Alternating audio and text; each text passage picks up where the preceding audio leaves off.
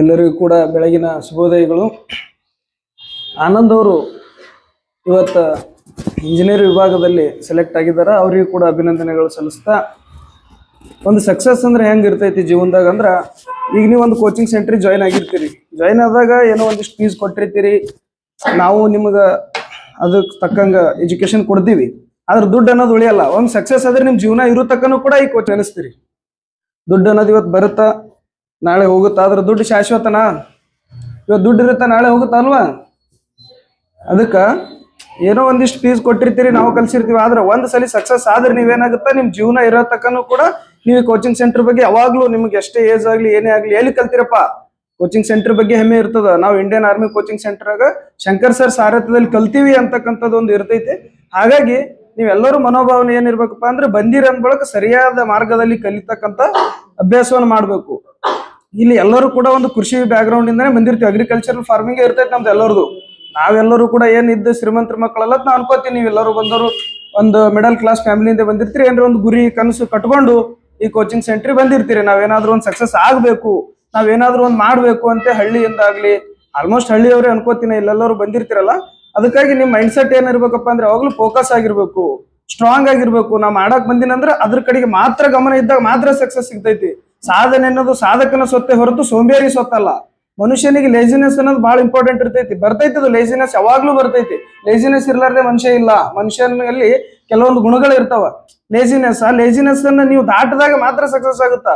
ಯಾವಾಗ್ಲೂ ನಿದ್ದೆ ಬರ್ತಿರ್ತೈತಿ, ಪ್ರಾಕ್ಟೀಸ್ ಬ್ಯಾಡ್ ಅನಿಸ್ತಿರ್ತೈತಿ. ಒಂದೊಂದ್ಸಲಿ ಏನ್ ಬಿಡಪ್ಪ ಸರ್ ಹಿಂಗ್ ಹೇಳ್ತಾರ, ಏನ್ ಕ್ಲಾಸಿಗೆ ಹೋಗೋಣ, ಇಂಥವೆಲ್ಲಾ ಮನೋಭಾವನೆಗಳು ನಿಂಬಲ್ಲಿ ಬಂದಾಗ ಕೂಡ ಅದನ್ನ ನೀವು ಮೆಟ್ಟಿ ನಿಲ್ಬೇಕು. ಇಲ್ಲ ನಾ ಎದಕ್ ಬಂದಿನಿ, ನೀವು ಲೇಜಿನೆಸ್ ಮಾಡೋದಾಗಿದ್ರ, ನೀವು ಕ್ಲಾಸ್ ಕೇಳೋದಾಗಿರ್ದಿದ್ರ, ಅಥವಾ ನಿಮ್ಗೆ ಓದಕ್ ಮನುಷ್ಯ ಇರಿದ್ರೆ ಊರಾಗಿರ್ಬೋದಾಗಿತ್ತಲ್ಲ. ನೀವು ಇಲ್ಲಿ ತನಕ ಬಂದಿರಂದ್ರೆ ಏನ್ರ ಒಂದು ಸಾಧನೆ ಮಾಡ್ಬೇಕಂತೆ ಬಂದಿರಿ. ಈ ಕೋಚಿಂಗ್ ಸೆಂಟರ್ ಹುಡುಕಿ ಬಂದಿರಂದ್ರೆ ಇಲ್ಲಿ ಎಷ್ಟೋ ಸಾಧಕರಿಗೆ ಇವ್ರು ಮೆಟ್ಟಿಲಾಗಿ ನಿಂತಾರ. ಶಂಕರ್ ಸರ್ ಎಷ್ಟೋ ಜನರ ಜೀವನವನ್ನ ಬೆಳಗಿದಾರ. ಅಂತವೆಲ್ಲ ನೀವು ನೋಡಿ ನಾನು ಒಂದು ಮಾಡ್ಬೇಕು ಅನ್ನೋದು ಈ ಪ್ಲಾಟ್ಫಾರ್ಮ್ ಬಂದಿರಂದ್ರ ಎಷ್ಟೋ ಜನ ನಿಮ್ ಊರಾಗ ಇರ್ತಾರೆ. ಇದೇ ಓದೋ ಅವಕಾಶ ಸಿಕ್ಕದವ್ರಿಗೆ ಸಿಕ್ಕಿಲ್ಲ. ಎಷ್ಟೋ ಜನ ನೀವು ಅಲ್ಲಿ ಹೊಲದಾಗ ಕೆಲಸ ಮಾಡ್ತಿರ್ತಾರೆ, ಏನೋ ಮಾಡ್ತಿರ್ತಾರೆ. ಅವ್ರ ನಿಮ್ ತಂದೆ ತಾಯಿ ದುಡ್ಡು ಕೊಟ್ಟು ಇಲ್ಲಿ ತಕ್ಕ ನೀವು ಕಲಿಯೋದ್ ಕಳ್ಸ್ಯಾರ. ಎಲ್ಲ ಒಬ್ರಿಗೆ ಆ ಅವಕಾಶಗಳು ನಿಮ್ ಫ್ರೆಂಡ್ ಸರ್ಕಲ್ದಾಗ ಇಲ್ಲ. ಪ್ರತಿಭೆ ಐತಿ, ನಾಲೆಜ್ ಐತಿ, ಆದ್ರೆ ಅವ್ರಿಗೆ ಬರ್ಲಿಕ್ಕೆ ಅವಕಾಶಗಳೇ ಇಲ್ಲ. ಆ ಅವಕಾಶ ನಿಮ್ಗೆ ಸಿಕ್ಕದಂದ್ರೆ ನೀವ್ ಯಾಕೆ ಬಿಡ್ಬೇಕು? ಪ್ರತಿಯೊಬ್ಬರಿಗೂ ಕೂಡ ಇವತ್ತೊಬ್ಬ ಈಗ ಆನಂದ್ ಅವ್ರು ಸಕ್ಸಸ್ ಮಾಡ್ಯಾರ ಅಂದ್ರೆ ಅವ್ರಿಗೆ 24 ಗಂಟೆ ಟೈಮ್ ಇತ್ತು. ಅದೇ ಟೈಮು ಕೂಡ ನಿಮಗೈತಿ. ಆನಂದ್ ಅವ್ರಿಗಾಗಿ ಸಕ್ಸಸ್ ನಿಮ್ಗೆ ಆಗ್ಬೇಕಂದ್ರ ಅವ್ರು ಪಟ್ಟಂತ ಪರಿಶ್ರಮ ನೀವು ಪಡ್ಬೇಕು. ಅವ್ರು ಯಾವ ರೀತಿ ಡೆಡಿಕೇಟ್ ಆಗಿದ್ರು, ಬೆಳಗ್ಗೆ ಹೇಳೋದಾಗಿರ್ಬೋದು, ಒಂದು ಪ್ರಾಕ್ಟೀಸ್ ಮಾಡೋದಾಗಿರ್ಬೋದು, ಶಿಕ್ಷಕರ ಬಗ್ಗೆ ಒಳ್ಳೆ ಮನೋಭಾವನೆ ಆಗಿರ್ಬೋದು, ಇವೆಲ್ಲವೂ ಕೂಡ ಮನುಷ್ಯನ ಜೀವನದಾಗ ಬಹಳ ಇಂಪಾರ್ಟೆಂಟ್ ಇರ್ತಾವ. ಅದಕ್ಕ ನೀವು ಪ್ರತಿದಿನ ನೀವು ಬಂದಿರಲ್ಲ, ನೀವು ಪ್ರತಿದಿನ ಏನ್ ಮಾಡ್ಬೇಕಪ್ಪ ಅಂತಂದ್ರೆ ನಿಮ್ ತಂದೆ ತಾಯಿ ನೆನೆಸ್ಬೇಕು ಬೆಳಗ್ಗೆ ಎದ್ದು. ಯಾಕಂದ್ರೆ ಅವ್ರು ದುಡ್ಡು ಕೊಟ್ಟಾರಂತೆ ನೀವು ಬಂದಿರಿ. ನೀವು ಯಾರಾದ್ರೂ ಏನ್ ಓನ್ ಇನ್ಕಮ್ ಐತಾ? ಇಲ್ಲ. ಪ್ರತಿಯೊಬ್ಬರಿಗೂ ಕೂಡ ತಂದೆ ತಾಯಿ ಹೊಲದಲ್ಲಿ ಕೆಲಸ ಮಾಡಿ ಆಗಿರ್ಬೋದು, ಅಥವಾ ಯಾರಾದ್ರೂ ನಿಮ್ಮ ಪೇರೆಂಟ್ಸ್ ಅವರು ಗೌರ್ಮೆಂಟ್ ಜಾಬ್ ಅಲ್ಲಿ ಇರ್ಬೋದು. ಎಲ್ಲರೂ ಕೂಡ ದುಡ್ಡಿಗೆ ಪರಿಶ್ರಮ ಪಟ್ಟೆ ನನ್ನ ಮಗ ಮಾಡ್ತಾನ, ನನ್ನ ಮಗಳು ಮಾಡ್ತಾಳ, ಏನೋ ಒಂದು ಸಕ್ಸಸ್ ಆದ್ರ ನಮ್ ಸೊಸೈಟಿ ಒಳಗಾಗಿರ್ಬೋದು, ನಿಮ್ ಸಂಬಂಧಿಕರಾಗಿರ್ಬೋದು. ನೀವು ಇಲ್ಲಿ ಬಂದಿರ್ತಾರೆ ಅಂದ್ರೆ ನಿಮ್ ಸಂಬಂಧಿಕರು ಎಲ್ರಿಗೂ ಖುಷಿ ಇರುತ್ತಾ?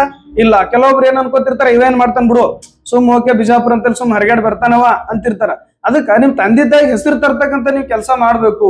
ನೀವ್ ತಂದೆ ತಾಯಿಗೆ ಹೆಸರು ತರ್ಬೇಕಂದ್ರ ನೀವೇನ್ ಮಾಡ್ಬೇಕು, ಒಂದು ಡಿಸಿಪ್ಲಿನ್ ಕಲಿಬೇಕು. ಡಿಸಿಪ್ಲಿನ್ ಆಗಿ ನಾನು ಎಷ್ಟು ಅವರ್ ಓದ್ಬೇಕು, ನಾನು ಏನ್ ಓದ್ಬೇಕು, ಯಾವ ರೀತಿ ಓದ್ಬೇಕು. ಈ ಕಾಂಪಿಟೇಟಿವ್ ಫೀಲ್ಡ್ ಆಯ್ತು, ಈ ಫೀಲ್ಡ್ನಾಗ ಆಯ್ತು, ಏನ್ ಓದ್ಬೇಕು ಏನ್ ಓದ್ಬಾರ್ದು ತಿಳ್ಕೊಳಕ್ಕೆ 6 ತಿಂಗಳು ವೇಸ್ಟ್ ಮಾಡ್ಬಿಡ್ತಾರ. ಅದಕ್ಕ ನೀವು ಓಲ್ಡ್ ಕ್ವಶನ್ ಪೇಪರ್ ಇಟ್ಕೊಂಡಾಗಿರ್ಲಿ, ಅಥವಾ ನಿಮ್ಗೆ ಏನೇ ತಿಳಿದೇ ಇದ್ರು ಕೂಡ ಶಂಕರ್ ಸರ್ ಅದಾರ, ಅವ್ರಿಗೆ ಕೇಳೋದಾಗಿರ್ಬೋದು. ಪ್ರತಿಯೊಂದು ಹಂತದಲ್ಲಿ ಕೂಡ ನೀವು ಸರಿಯಾದ ಮಾರ್ಗದಲ್ಲಿ ಓದಿದಾಗಿರ್ಬೋದು, ಪ್ರಾಕ್ಟೀಸ್ ಮಾಡಿದ್ರ, ಸತತ ಪ್ರಯತ್ನ ಮಾಡಿದ್ದೆ ಅದ್ರಲ್ಲಿ ಸಕ್ಸಸ್ ಸಿಕ್ಕೇ ಸಿಗುತ್ತಾ. ಯಾರೋ ಒಬ್ರಿಗೆ ಆಗಿಲ್ಲ, ನಮಗಾಗಿಲ್ಲ ಅಂತಕ್ಕಂಥ ಮನಸ್ಥಿತಿಯಿಂದ ಹೊರಗೆ ಬಂದು ನಾನು ಮಾಡೇ ಮಾಡ್ತೀನಿ, ನನ್ನ ಕೈಲಿ ಹಾಗೆ ಆಗುತ್ತ ಅಂತಂದ್ರ ಹಾಗೆ ಆಗುತ್ತ. ಈಗಿನ ಕಾಲದಾಗ ಏನು ಸಮುದ್ರವನ್ನೇ ಕಟ್ಟಿ ನಿಲ್ಲಿಸುವಂತ ಶಕ್ತಿ ಮಾನವನಿಗಾದಂತ ಬಳಕ ನೀವೊಂದು ಜಾಬ್ ತೊಳಕಾಗಲ್ಲ, ಹಾಗೆ ಆಗ್ತದ.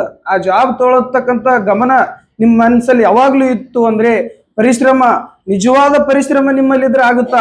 ಎಲ್ಲೇ ಡೋಂಗಿ ಮಾಡ್ಕೊಂಡು ಒಂದ್ ತಾಸು ಮೊಬೈಲ್ ಕೈ ಆಡಿಸಿದೆ, ಒಂದ್ ಅರ್ಧ ತಾಸು ಓದ್ದೆ, ಪುಸ್ತಕ ಮುಂದೆ ಇಟ್ಕೋತೀರಿ, 3 ತಾಸು ಇರ್ತದೆ, ತಲೆ ಎಲ್ಲೋ ಇರ್ತೈತಿ, ನಿಮ್ ಮೈಂಡ್ ಎಲ್ಲೋ ಇರ್ತೈತಿ. ನೀವು ಪುಸ್ತಕ ಮುಂದೆ ಕೂತಿರ್ತೀರಿ, ಇಲ್ಲಿ ಕ್ಲಾಸ್ನಾಗ ಕೂತಿರ್ತೀರಿ, ಊರ್ ಬಗ್ಗೆ ವಿಚಾರ ಮಾಡ್ತಿರ್ತೀರಿ, ಕ್ಲಾಸ್ನಾಗ ಕೂತಿರ್ತೀರಿ, ಫ್ರೆಂಡ್ಸ್ ಬಗ್ಗೆ ವಿಚಾರ ಮಾಡ್ತಿರ್ತೀರಿ.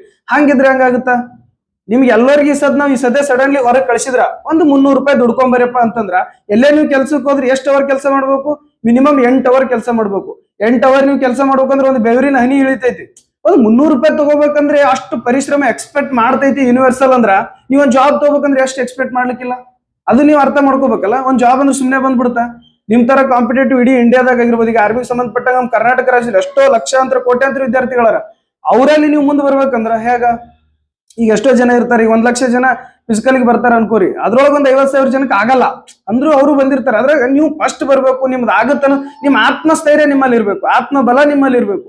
ಡೈಲಿ ಒಂದ್ 10 ನಿಮಿಷ ನಿಮ್ ಜೊತೆ ನೀವು ಮಾತಾಡ್ಕೋರಿ. ಸ್ವಾಮಿ ವಿವೇಕಾನಂದ ಅವ್ರು ಅದೇ ಹೇಳ್ತಾರ, ಈ ಜಗತ್ತಿನೊಳಗೆ ನೀವೇನ್ರ ಮಿಸ್ ಮಾಡ್ಕೋತೀರ ಅಂದ್ರೆ ನೀವು ಮಿಸ್ ಮಾಡ್ಕೋತೀರ ಅಂತೇಳಿ. ಒಂದ್ ದಿನ ನಿಮ್ ಬಗ್ಗೆ ನೀವು ವಿಚಾರ ಮಾಡ್ರಿ, ಮಾಡಿರಲ್ಲ. ನಿನ್ ಫ್ರೆಂಡ್ಸ್ ಕರ್ದ ನಾ ಹೋಗ್ದೆ, ನಾ ಅಲ್ಲಿ ಹೋದೆ ಇಲ್ಲಿ ಹೋದೆ, ಅದು ಮಾಡ್ದೆ ಇದು ಮಾಡ್ದೆ, ಅವ್ರು ಏನ್ರಿ ಅನ್ಕೋತಾರ, ಇವ್ರು ಏನ್ರಿ ಅನ್ಕೋತಾರ. ಬರೇ ಮಂದಿ ಬಗ್ಗೆ ವಿಚಾರ ಮಾಡಿದ್ರೆ ನಿಮ್ ಬಗ್ಗೆ ಯಾರು ವಿಚಾರ ಮಾಡೋರು? ಸೆಲ್ಫಿ ಸಾಲಿಲ್ಲ ಅಂದ್ರೆ ಸಕ್ಸಸ್ ಆಗೋದು ಬಹಳ ಕಷ್ಟ ಐತಿ. ಡೈಲಿ ಒಂದ್ 10 ನಿಮಿಷ ಟೈಮ್ ಕೊಡ್ರಿ, ಮಾರ್ನಿಂಗ್ ಆಗ್ಲಿ ಈವ್ನಿಂಗ್ ಆಗ್ಲಿ. ನಿಮ್ ಬಗ್ಗೆ ನೀವು 10 ನಿಮಿಷ ಎಲ್ಲ ಮೊಬೈಲ್ ತೆಗೆದು ಒಕ್ಕಟಿ 10 ನಿಮಿಷ ನಿಮ್ ಬಗ್ಗೆ ನೀವು ಮಾತಾಡ್ಕೋರಿ, ನಿಮ್ ಜೊತೆ ನೀವು ಮಾತಾಡ್ಕೋರಿ. ನಾ ಏನ್ ಆಗ್ಬೇಕು, ಏನ್ ಮಾಡ್ಬೇಕು, ಏನಿಲ್ಲ. ಅವಾಗ ನಿಮ್ಗೆ ಏನಾಗ್ಬಿಡುತ್ತೆ, ಕ್ಲಾರಿಟಿ ಸಿಗ್ತೈತಿ, 100% ಕ್ಲಾರಿಟಿ ಸಿಗ್ತೈತಿ. ಈಗ ಒಂದು ರನ್ನಿಂಗ್ ಬಗ್ಗೆ ನೀವು 10 ನಿಮಿಷ ವಿಚಾರ ಮಾಡಿದಾಗ ನಿಮ್ ತಲೆಯಾಗ 100 ಥಾಟ್ಸ್ ಬರ್ತೈತಿ. ಒಬ್ಬ ಮನುಷ್ಯನಿಗೆ ದಿನಕ್ಕೆ 60,000 ರಿಂದ 70,000 ಕಾಮನ್ ಥಾಟ್ಸ್ ಬರ್ತೈತಿ. ಅದ್ರೊಳಗೆ 30,000 ನೆಗೆಟಿವ್ ಥಾಟ್ಸ್ ಬರ್ತೈತಿ. ಆ ನೆಗೆಟಿವ್ ಥಾಟ್ಸ್ ಅನ್ನ ನೀವು ಬಿಟ್ಟು ಪಾಸಿಟಿವ್ ಥಾಟ್ಸ್ ಬರ್ಬೇಕಾಗ್ತದೆ. ಅವಾಗ ನಿಮ್ ಜೊತೆ ನೀವು ಡೈಲಿ ಒಂದು 10 ನಿಮಿಷ ನೀವು ಮಾತಾಡ್ಕೊಂಡಿದ್ದೆ, ಅದಲ್ಲಿ 100% ನೀವು ಚೇಂಜ್ ಆಗೇ ಆಗ್ತೀರಿ. 100% ನೀವು ಚೇಂಜ್ ಆಗ್ತೀರಿ. ಅದಕ್ಕೆ ನೀವು ಸಕ್ಸಸ್ ಹೆಂಗ್ ಆಗ್ಬೇಕಂದ್ರೆ ಯಾವಾಗ್ಲೂ ಕೂಡ ಗುರಿ ಕಡೆ ಗಮನ ಇರಬೇಕು.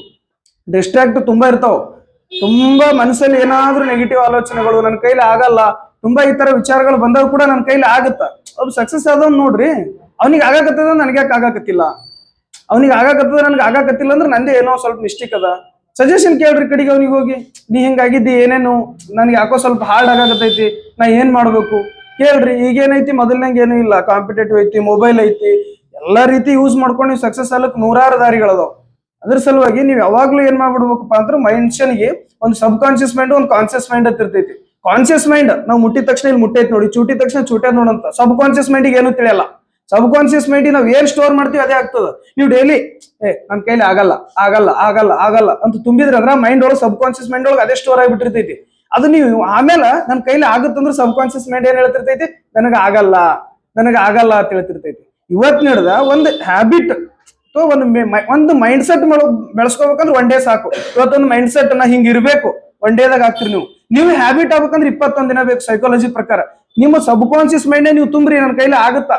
ಇವತ್ ನೀಡಿದ್ ನೀವು ಹೇಳ್ರಿ, ಡೈಲಿ ಮಾರ್ನಿಂಗ್ ಎದ್ದು ಹೇಳ್ರಿ, ನನ್ನ ಕೈಲಿ ಆಗುತ್ತೆ, ಇವತ್ತಿನ ಕೋಚಿಂಗ್ ಸೆಂಟರ್ ಬಂದಿನಿ, ನಾ ಆರ್ಮಿ ಮಾಡ್ಕೊಂಡೇ ಹೋಗ್ತೀನಿ, ನನ್ನ ಕೈಲಿ ಆಗುತ್ತೆ. 21 ದಿನ ನೀವು ಆ ಸಬ್ ಕಾನ್ಶಿಯಸ್ ಮೈಂಡ್ ತುಂಬಿದ್ರ, 22ನೇ ದಿನ ನೀವು ಬ್ಯಾಡ್ ಅಂದ್ರೆ ನಿನ್ ಕೈಲಿ ಆಗ್ತ ಹೋಗ, ನೀ ಮಾಡೋ ಅಂತೇಳಿ ನಿಮ್ ಮೈಂಡೇ ನಿಮಗೆ ಪ್ರೋತ್ಸಾಹ ಮಾಡ್ತೈತಿ. ನಮ್ಮ ಶತ್ರು, ನಮ್ಮ ಮಿತ್ರ ಎಲ್ಲ ಕೂಡ ನಮ್ಮ ಮೈಂಡ್ ಸೆಟ್ ಆಗೈತಿ. ಅದಕ್ಕ ನೀವು ಒಳ್ಳೆ ರೀತಿ ಮನಸ್ಥಿತಿ ಇಟ್ಕೊಂಡು ನೀವು ಸಕ್ಸಸ್ ಆದ್ರೆ ಅಂದ್ರೆ ಕೇವಲ ನಿಮ್ ಸಕ್ಸಸ್ ಅಲ್ಲ, ನೀವೇನ್ರಿ ನೌಕರಿ ತಗೊಂಡ್ರಿ ತಿಳ್ಕೊರಿ, ನಿಮ್ ತಂದೆ ತಾಯಿ ನಿಮ್ ದುಡ್ಡು ಬೇಡ್ತಾರ, ಎಕ್ಸ್ಪೆಕ್ಟೇಷನ್ಸ್ ಇಲ್ಲ. ತಂದೆ ತಾಯಿ ಪ್ರೀತಿ ಹೇಗಿರ್ತೈತಪ್ಪ ಅಂತಂದ್ರ ಅವ್ರು ನಿಮ್ಮಿಂದ ಏನು ಬಯಸಲ್ಲ, ನನ್ನ ಮಗ ಚಂದ ಇರ್ಬೇಕು 4 ಮಂದಿಯಾಗ ಅಷ್ಟೇ. ನೀವು ನೌಕರಿ ತಗೊಂಡ ತಕ್ಷಣ ಇಲ್ಲಪ್ಪ ನನ್ಗೊಂದು 10 ಲಕ್ಷ ತಂದು ಕೂಡ ಅನ್ನಲ್ಲ. ನಿಮ್ ತಂದೆ ತಾಯಿ ಮನಸ್ಸಲ್ಲಿ ನೋಡ್ರಿ. ಬಟ್ ಇಲ್ಲಿ ಸಕ್ಸಸ್ ಆಗೋದ್ರಿಂದ ನಿಮ್ ಲೈಫ್ ಚೆನ್ನಾಗಿರುತ್ತ, ನಿಮ್ ಲೈಫ್ ಅಷ್ಟೇ ಚೆನ್ನಾಗಿರೋದು. ನಮ್ ಕೋಚಿಂಗ್ ಸೆಂಟರ್ದಿಂದ ಆಗಿರ್ಬೋದು, ನೀವು ಒಂದು ಜಾಬ್ ತಗೊಂಡ್ರೆ ನಿಮ್ಮಿಂದ ನಾವೇನು ಎಕ್ಸ್ಪೆಕ್ಟ್ ಮಾಡ್ತೀವಿ, ಏನು ಇಲ್ಲ. ನಮಗೊಂದು ಹೆಮ್ಮೆ, ಇಲ್ಲಪ್ಪ ನಮ್ಮ ಸ್ಟೂಡೆಂಟ್ ಜಾಬ್ ಆಗ್ಯಾನ ಅನ್ನೋದು ಬಿಟ್ರ ನಿಮ್ ಕಡೆಯಿಂದ ಏನು ಎಕ್ಸ್ಪೆಕ್ಟೇಷನ್ಸ್ ಇರಲ್ಲ. ನಮಗೂ ಕೂಡ ಒಂದು ಹೆಮ್ಮೆ, ನಿಮಗೂ ಇಂಥ ಕೋಚಿಂಗ್ ಸೆಂಟರ್ ಬಂದು ನನ್ನ ಜೀವನ ಉದ್ಧಾರ ಆಯ್ತು, ನಮಗೂ ಕೂಡ ನಮ್ಮ ವಿದ್ಯಾರ್ಥಿ ಆದ್ನಲ್ಲಪ್ಪ ಅನ್ನೋದು ನಮ್ಮ ಮನಸ್ಸಲ್ಲಿ ಇರುತ್ತೆ. ಅದಕ್ಕೆ ನೀವು ಯಾವಾಗ್ಲೂ ಕೂಡ ಸರಿಯಾದ ಮಾರ್ಗದಲ್ಲಿ ನಡಿಬೇಕು. ಸರಿಯಾಗಿ ನೀವು ಓದೋದಾಗಿರ್ಬೋದು, ಕಾನ್ಸಂಟ್ರೇಷನ್ ಮಾಡಿ ದಿನ ಒಂದ್ 8 ತಾಸು ಓದ್ರಿ. ಭಾಳ ಏನು ಓದಕ್ ಹೋಗ್ಬಿಡ್ರಿ. ಏನು ಇಲ್ಲಪ್ಪ ಅವ್ರು ಹಗಲ ರಾತ್ರಿ ಓದ್ತಾರ, ಅವ್ರು ಮುಂಜಾಳೆ ಓದ್ತಾರ, ನಸಕ್ನಾಗ 3ಕ್ಕೆ ಎದ್ದು ಓದ್ತಾರ, 4ಕ್ಕೆ ಎದ್ದು ಓದ್ತಾರ ಬೇಕಾಗಿಲ್ಲ. ನಿಮ್ ಮೈಂಡ್ ಯಾವಾಗ ಆಕ್ಟಿವ್ ಇರ್ತದೆ ಅವಾಗ ಓದ್ರಿ. ನೀವು ಒಂದು ಡಿಸಿಪ್ಲಿನ್, ಬೆಳಗ್ಗೆ ಜಲ್ದಿ ಹೇಳೋದು, ಸರ್ ಅಂತೂ ಕರ್ಕೊಂಡು ಹೋಗ್ತಾರ, ಅದು ಬೇಡ. ಮುಂದಾದ್ರು ಕೋಚಿಂಗ್ ಸೆಂಟರ್ ಮುಗಿಸ್ಕೊಂಡು ಹೋದ ತಕ್ಷಣ ಊರಾಗ ಹೋಗಿ 8 ತಾಸು 9 ತಾಸು ಮಕ್ಕಳೋದಲ್ಲ. ಜಾಯ್ನ್ ಆದವ್ರು ಜಾಯ್ನ್ ಆಗಿರ್ತೀರಿ. Next prepare. UPSC ಮಾಡೋರು ನಿನ್ನೆ ಇನ್ಸ್ಟಾಗ್ರಾಮ್ ನೋಡೋಕೆ 23 ಸಲ ಫೇಲ್ ಆಗಿದ್ನವ. 23 ಸಲ ಫೇಲ್ ಆಗಿ IAS ಆದವ. 23 ಸಲ ಬೇರೆ ಬೇರೆ ಬೇರೆ ಕಾಂಪಿಟೇಟಿವ್ ಎಕ್ಸಾಮ್ ಬರ್ದಿದ್ ನಾವು. UPSC ಒಳಗೆ ಚಲೋ ಬಿಡದೆ ಈ ಸಲತಿ IAS ಆದ್ರವ್ರು. ಈ ರೀತಿ ಇರ್ತಾವ ಕಾಂಪಿಟೇಷನ್ ಅಂದ್ ಬಳಕ ಇಲ್ಲಿ ಬಂದಿರ್ತೀರಿ, ಕೆಲವೊಬ್ರು ಸೆಲೆಕ್ಟ್ ಆಗ್ತೀರಿ, ಮತ್ತೆ ನಿಮ್ಗೆ ಪ್ರಯತ್ನ ಬಿಡೋದಿಲ್ಲ. ಊರಿಗೆ ಹೋದ್ರ ತಕ್ಷಣ ಮತ್ತೆ ಅಲ್ಲಿ ನಿಮ್ಮ ಎಡೆ ಬಿಡದ ಪ್ರಯತ್ನಗಳು ಮಾಡ್ಕೋತಿದ್ದಾಗ ಸಕ್ಸಸ್ ಆಗೇ ಆಗ್ತದ. ತಾಮ ಎಡಿಷನ್ ನಿಮ್ಗೆ ಎಲ್ಲರಿಗೂ ಗೊತ್ತಿದ್ದಾಗ 99 ಸರಿ ಲೈಟ್ ಕಡೆ ಕಂಡು ಹಿಡೋದಕ್ಕೆ ಟ್ರೈ ಮಾಡಿದ್ರೆ ಆಗ್ಲಿಲ್ಲ, 100ನೇ ಸಲ ಆದ್ರಲ್ಲ ಆಯ್ತಲ್ಲ, ಅವ್ರು ಸಕ್ಸಸ್ ಆಗಿರತ್ತೆ, ಇಡೀ ಜಗತ್ನೇ ಬೆಳಕೈತಿ. ಅವ್ರೇ ಆಗಿದ್ದಿಲ್ಲ ಅಂದ್ರ ಹಂಗ ಆಗುತ್ತ, ನಿಮ್ ಕೈಲಿ ಆಗೇ ಆಗುತ್ತ. ನೀವ್ ಯಾವಾಗ್ಲೂ ಕೂಡ ಪ್ರಯತ್ನ ಬಿಡಬಾರ್ದು, ಒಳ್ಳೆ ಮನಸ್ಥಿತಿ ಬಿಡಬಾರ್ದು. ನನ್ನ ಕೈಲಿ ಆಗಲ್ಲ ಅನ್ನೋ ಮನಸ್ಥಿತಿಯನ್ನು ತೆಗಿಬೇಕು. ಕೆಲವೊಂದು ಡಿಸ್ಟ್ರಾಕ್ಟು ಇಲ್ಲಿ ಬಂದಿರಪ್ಪ ಅಂತಂದ್ರೆ ಊರಾಗೆ ಬೇರೆ ಇರ್ತೈತಿ, ಇಲ್ಲೇ ಬೇರೆ ಇರ್ತೈತಿ. ಸ್ವಲ್ಪ ಮೀನಾಕ್ಷಿ ಚೌಕಡಿಗೆ ಹೋದೆ, ನಾನು ಅಲ್ಲಿ ಹೋದೆ ಇಲ್ಲಿ ಹೋದೆ ಅಂದ್ರೆ ರಂಗಿನ ಪ್ರಪಂಚ ಕಾಣ್ತೈತಿ. ಕೆಲವೊಂದ್ ಸ್ವಲ್ಪ ಮೈಂಡ್ ಡಿಸ್ಟರ್ಬ್ ಆಗೋದು ಕಾಮನ್. ಅದರಿಂದ ಹೊರಗೆ ಬರ್ಬೇಕು. ನೀವು ಇಲ್ಲಿ ಏನೇ ಒಂದ್ ರೀತಿ ಯಾವುದೇ ಒಂದು ಮೋಹಕ್ಕೆ ಒಳಗಾದ್ರೂ ಕೂಡ ಅದು ಕ್ಷಣಿಕ. ನಿಮ್ ಜೀವನ ಹಾಳು ಮಾಡ್ಕೊಳಕ್ಕೆ ನೀವು ಅದು ಮಾಡ್ಕೊಂಡಂಗ. ಮುಂದೆ ನೀವೆಲ್ಲ ಸಕ್ಸಸ್ ಆದ ಬಳಿಕ ಮ್ಯಾರೇಜ್ ಆಗಿ ಚೆನ್ನಾಗೇ ಇರ್ಬೋದಲ್ಲ ಲೈಫ್. ಇಲ್ಲಿ ಏನ್ ಬಯಸಾಕತ್ತಿರಲ್ಲ ಅದು ಕ್ಷಣಿಕವಾಗಿರ್ತದೆ ಯಾವಾಗ್ಲೂ. ಅಲ್ಲಿ ಅಪ್ಟರ್ ನೀವು ಜಾಬ್ ತಗೊಂಡ್ ಬಳಕ ನಿಮ್ ಲೈಫ್ ಶಾಶ್ವತವಾಗಿರ್ತೈತಿ. ಅದಕ್ಕೆ ನೀವೇನ್ ಮಾಡ್ಬೇಕಪ್ಪ ಅಂದ್ರೆ ಯಾವಾಗ್ಲೂ ನೀವು ಸಕ್ಸಸ್ ಆಗೋದ್ರಿಂದ ನಿಮ್ ಊರಾಗ ಆಗಿರ್ಬೋದು, ನಿಮ್ ಊರಾಗ ಕೆಲವೊಬ್ರು ಆಗಿರ್ಲಾರ್ದ ಇರ್ತಾರ, ಕೆಲವೊಬ್ರು ನಿಮ್ ಫ್ರೆಂಡ್ಸ್ ಇರ್ತಾರ, ಕೆಲವೊಂದ್ ಹೆಂಗೋ ಇರ್ತಾರ. ಅದೇ ನೀವು ಸಕ್ಸಸ್ ಆದಾಗ ಎಲ್ಲರೂ ಬಂದ್ ಮಾತಾಡಿಸ್ತಾರ, ನಿಮ್ ತಂದೆ ತಾಯಿಗೂ ಬಂದ್ ಮಾತಾಡಿಸ್ತಾರ, ಇಲ್ರಿ ನಿಮ್ ಮಗ ಹಿಂಗ ಆರ್ಮಿ ಜಾಯ್ನ್ ಆದಂತ. ಹೌದಾ? ಯಾರ ಆಗಿ ಬರಲ್ಲ, ಯಾರ ಫ್ರೆಂಡ್ಸ್ ಇರ್ತಾರ ಪ್ರತಿಯೊಬ್ರು ಬಂದು ಮಾತಾಡುವಂಗ ನಿಮ್ ಮನಿ ತಕ ಬರ್ತಾರ. ನಿಮ್ ಡಿಗ್ನಿಟಿನ ಹೆಚ್ಚಾಗ್ತದೆ, ನಿಮ್ ಲೆವೆಲ್ ಹೆಚ್ಚಾಗ್ತದೆ, ನಿಮ್ ತಂದೆ ತಾಯಿ ಪ್ರೌಡ್ ಆಗ್ತದ.